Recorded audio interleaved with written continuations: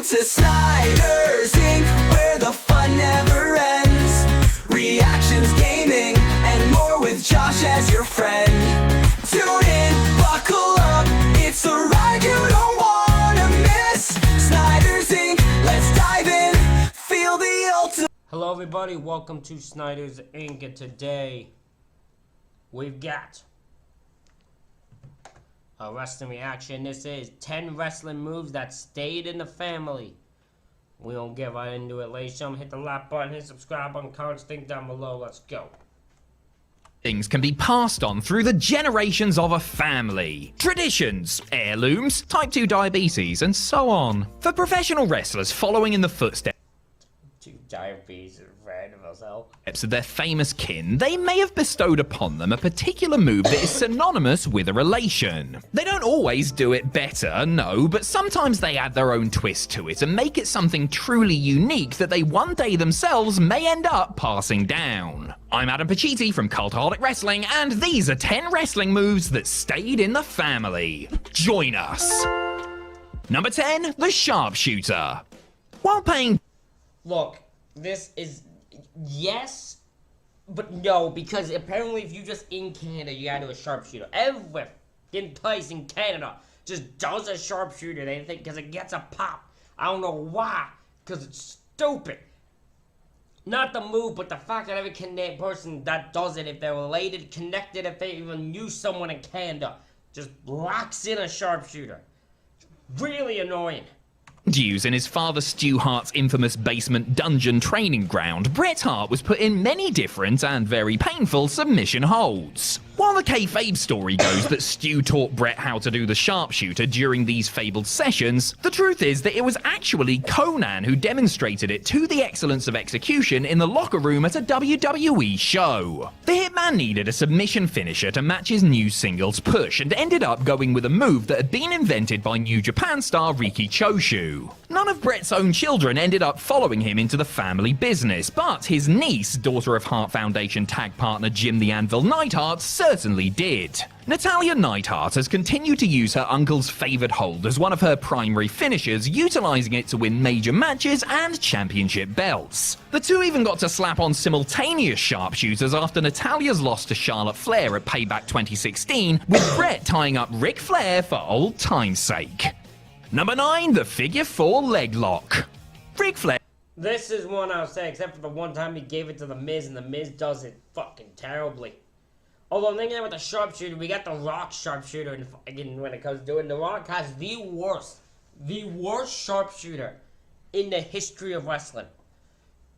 And Miz has the worst figure 4. Flair wasn't the first person to use the figure 4 leg lock as a finishing hold. He actually stole it from the original Nature Boy, Buddy Rogers. Yeah, that and everything else, am I right? To be fair to Slick Rick, he really made the move his own and got it over by winning matches and titles around the world across multiple decades. While most other wrestlers began to use the figure 4 as a routine hold to chuck in the middle of a match, Flair's daughter Charlotte embraced it as a match winner when she began her own sports entertainment career in earnest. The Queen has very much established a legacy of her own during her time in WWE, and there are scant few who simply see her as Rick's kid anymore. While she pays homage to her dad with the robes and chops and such, Charlotte Flair has put her own spin on the well-worn figure 4. Her version is the figure 8 leg lock, and it sees her bridge up while she has her adversary's legs trapped. I'm not sure if that bit of leverage would actually make the move hurt more, but it makes for a very cool visual if nothing else. Number 8, the Superfly Splash. Wrestlers are... So this is what they meant when they said, look, it might not be the best, because to me the Superfly Splash is a fucking shit show and looks fucking terrible.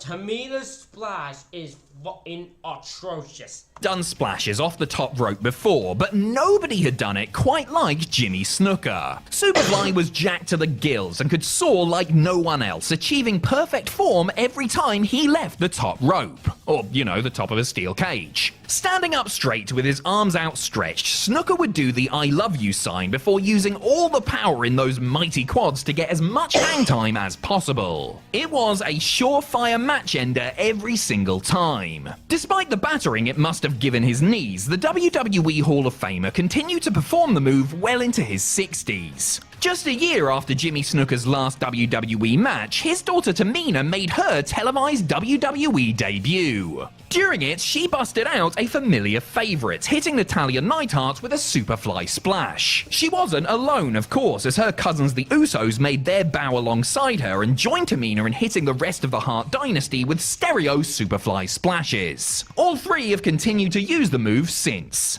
Number 7, the Taz Mission. And the Usos do it well. Tamina does the move.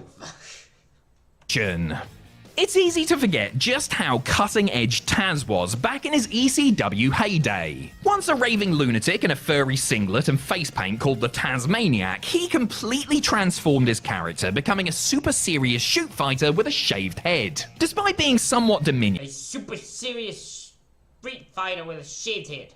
in stature, you fully believed what he said because of how he took care of business in the ring with his takedowns, suplexes, and crucially, his Taz Mission finisher. The human suplex machine either choked out the competition or forced them to tap out during his stay in the Philadelphia-based promotion by using something he had learned practicing judo, the kata hajime. Taz had to hang up his boots in 2002 and subsequently became a commentator, with few realizing that the man in the announce booth was secretly raising one of the industry's hottest future prospects. AEW star Hook doesn't really look anything like his father, but he sure does possess a lot of his best qualities. He consistently reminds everybody of his roots by wrecking fools with his own version of the Taz Mission, which his father called Red Rum.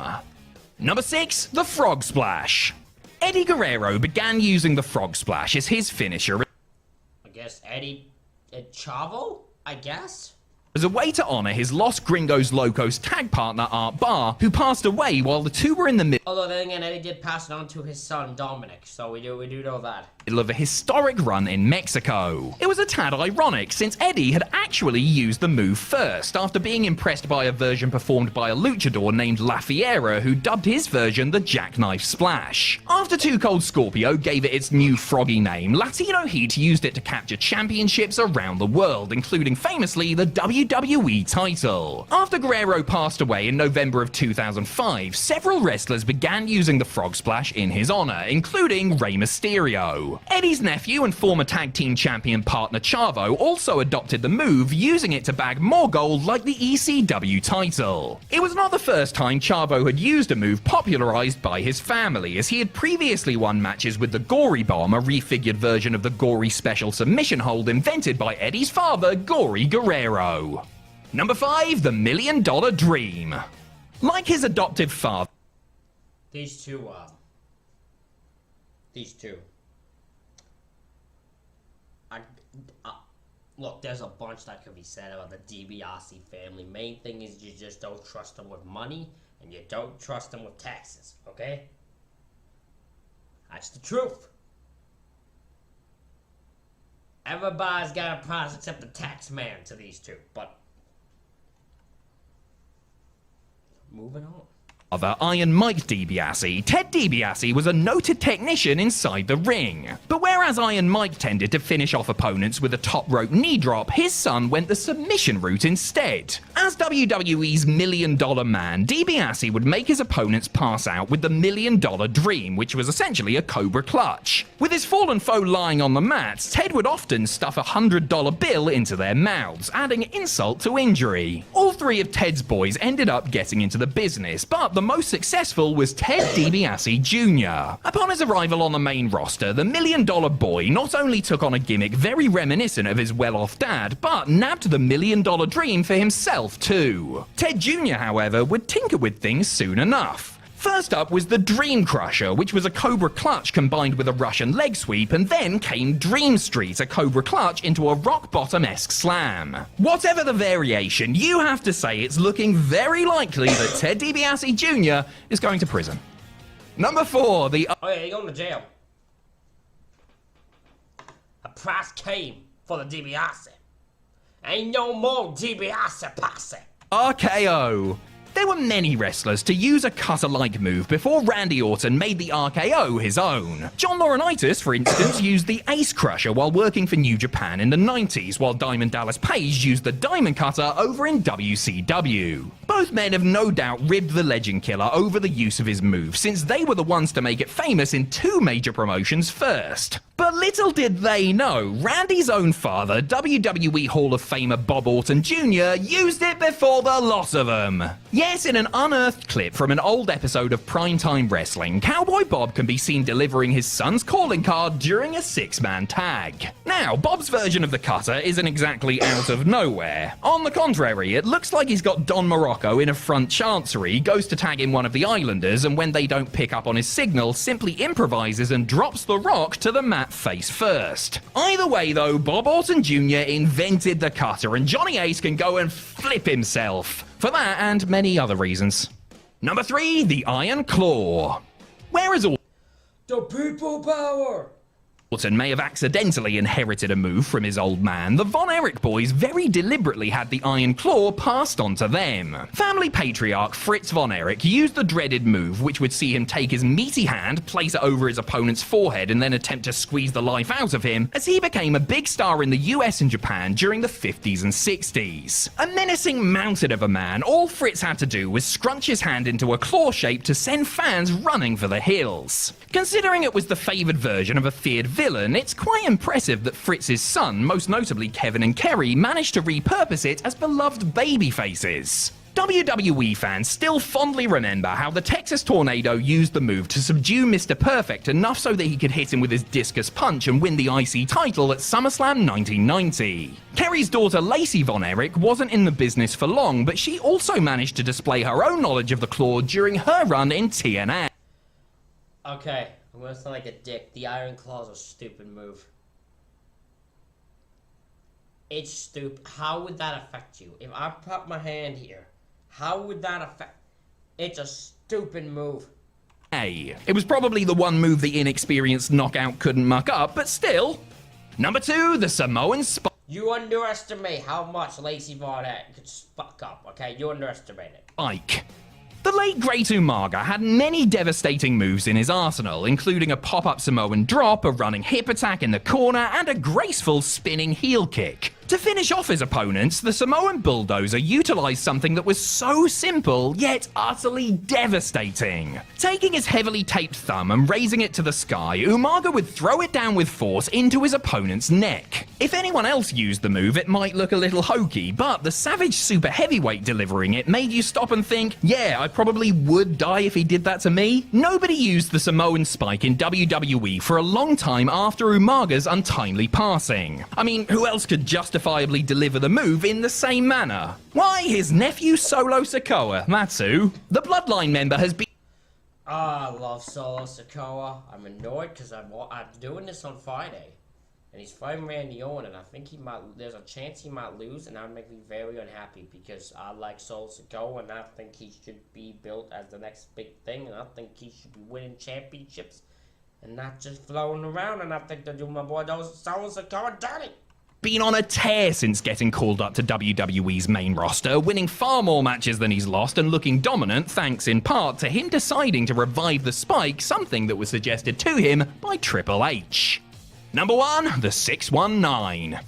When Rey Mysterio first showed up in WWE back in 2002, he did so with his mask reattached and a new move that would quickly help him to become one of the most popular wrestlers in the entire world. The 619 was the next step in the evolution of the Tiger Feint Kick, originated by the original Tiger Mask that the Luchador did in WCW, where he would spin between the middle and top rope back into the ring, in essence faking out as if he was going to do a dive to the outside. Now, with his opponent's face draped between the top and middle strand, he would fling his legs towards them, kicking them back into the middle of the ring and setting them up for some springboard move or other. The 619 is now a major part of Rey's identity as a performer, so much so that nobody besides his own flesh and blood can possibly feel right doing it. Mysterio's son Dominic used the move when he first burst onto the scene, often doing it in stereo with his old man. Dirty Dom eventually turned on his padre, the ingrates, forcing him to take him to school in front of his own mother and sister, as well as Snoop Dogg and Bad Bunny. Wrestling is weird, isn't it? Ladies and gentlemen, that is it for this reaction video. Let me know what you think in the comments. Hit the like button, hit the subscribe button. Thank y'all for watching. I'll see y'all for the next one.